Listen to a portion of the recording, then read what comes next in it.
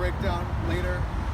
This is more just like the three things I think that are super important for forehands that a lot of people miss. So first one's going to be the way that you approach throwing your forehand. I think there's three ways to throw a forehand.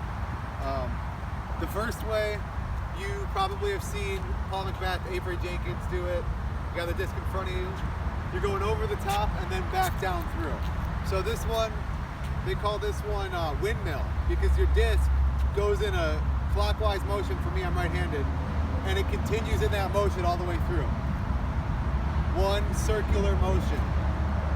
Second one is the pendulum, where you hold the disc out in front of you. You'll see this, Scott Stokely does this sometimes.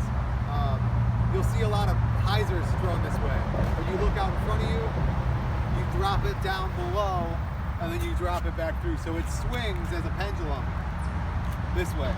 The third one, you'll see a lot of like people like Barsby, Kevin Jones does this too a lot, where they hold it flat, they pull back flat, and they pull back through flat. So you've got windmill, you've got pendulum, and you've got the flat shot. So like those three, I think, are the main three ways you can throw a forehand.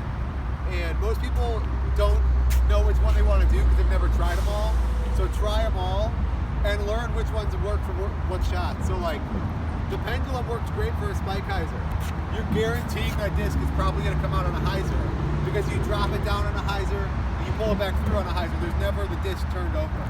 If you throw too many hyzers, you might want to try out the Avery Jenkins, because your disc goes from being turned over to flat, and now you're flat ready to go, rather than having to worry about angles until you get to the end. And then the flat straight through, I think, works great for shorter shots, approach shots, touch shots, 200 footers, especially flippy stuff. So that's the first thing. Second thing is, we'll talk about release points. So like, knowing where you're releasing the disc is very important. I like to think about it as like I'm picking a target and I'm going to smack my hand into it. And there's going to be that point where when I get to there, my wrist turns and snaps through the disc. It's already kind of leaning back and lagging, but I really think about that being a snap point, being a contact point. I feel the snap, I hear the contact. And when I do this, watch Brian Earhart's Discraft video. He talks about slower and flippier. You got to be lower and closer to your body. Faster, more overstable, you can be more in front of you with that release point. So flippier disc, slower disc, pull that release point back, keep everything tucked. The last tip is it's gonna be like your elbow. It kind of coincides with that hitting shorter release points. Keep that elbow tucked and don't reach back so far with it. So I see a lot of people, they go to throw and they're up here, their elbow's out and their arm is up. And then they have to bring it back in to throw. That's like if we were to take a really big wide rail, pull it in, and then push it back out. It's really inefficient. So we want to be able to keep that elbow tucked and don't reach back as far. Reach back just a little bit and you'll have better success. So I'm going to go pendulum here. Pendulum shot. Down low.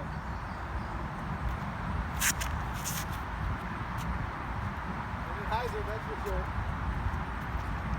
Next one is the Paul McBeth, the Avery Jenkins shot over the top.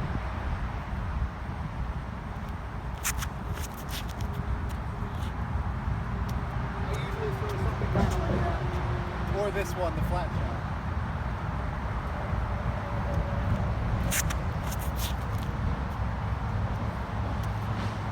So, using those different things with your forehand can help. Yeah, that's it. Pick a type of throw you want to do.